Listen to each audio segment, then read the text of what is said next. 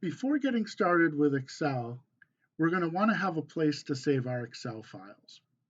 So when you in your computer, when you select documents, you'll see this here on the left-hand side. When you go into your documents, you'll see all the files that you have on your computer, your main files. Some of you may have a lot, some of you may have very few, some of you may have none. I recommend, if you haven't done this already, creating a file for all of your courses. You can create a new file simply by clicking on New Folder, and it'll show up at the bottom, and then you can type in Courses. Now, I'm not going to keep this file because I already have a file called Courses, so I'm going to delete it. You can also create a new file by right-clicking and selecting New. Let me delete this. Right-clicking, at least in Windows, is very powerful.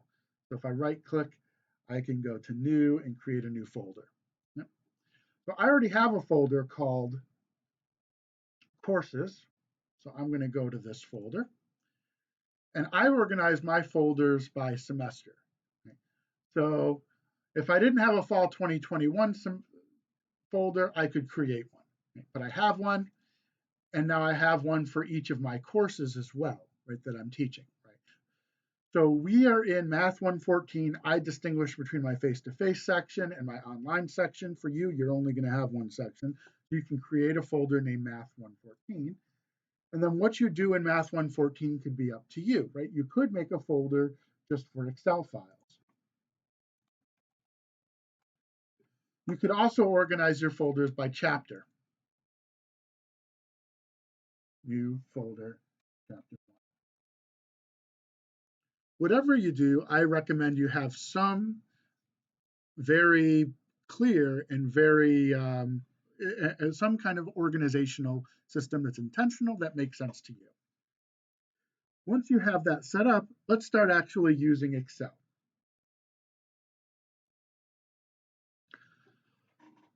Microsoft Office color codes its software. So Excel is always the green icon. So open up Excel by selecting the green icon, and you will see something that looks like this. This is a blank spreadsheet. One of the things you'll notice is there's at the very top, like all Microsoft software, there's File, Home, Insert. These are various menus. Each menu has a ribbon. That's what I call this selection of stuff there. So if I go to page layout, I go to insert, lots of different options. This I call the function bar. This is where you can type things in. We'll be using that later. And then what you see here, all these grids, that's the main body of the spreadsheet. That's where your data goes. So what we've got is a 2x2 grid. Columns are labeled by capital letters, A, B, C, and D. Rows are labeled by numbers. Doesn't seem to want to let me highlight one. There we go. Row 23, row 22. I'm going to make this a little bit bigger. Okay? And you put your information there. So think about this. You're laying out a rectangular table for your data. So what do you want to do? What are some good practices? Well, the first thing, let's use the data I have regarding Duolingo. Recall that Duolingo gave me all these different Russian words, and it gave me a strength status for those words, right? From still strong to overdue.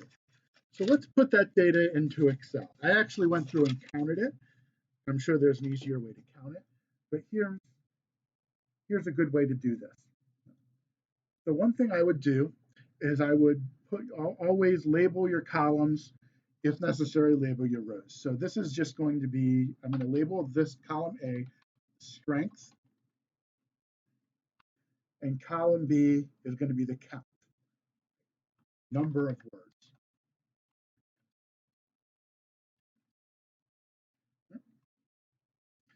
So what were the categories? Well, I wrote it down so you don't have to remember. The categories were still strong, pretty good, time to practice, and overdue.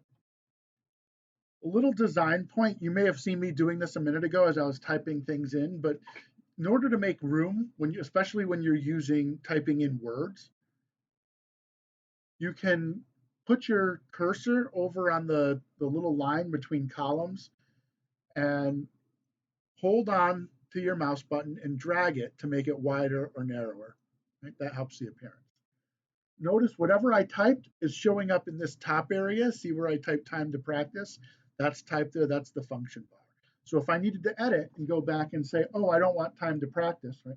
I'd select that and say, oh, let's say I misspelled practice. I would have to actually go into this bar and then I can edit. Okay. And now we put in our data. So by my count, according to the data that Duolingo gave me, I have 1,908 words that are still strong, 89 words that are pretty good, 77 words under time to practice, and 288 words that are overdue. Now that I have my data collected, it's a good idea to save. You should save often. So I'm going to go to File, Save As, Browse, and now I'm going to find that file I made for this course where I want to store my Excel files. So I will navigate. I've got a lot of files. I've been using this computer, well,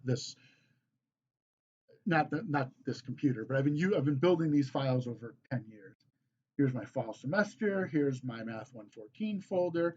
Here's my Excel files folder, and I'm going to call this Duolingo Words.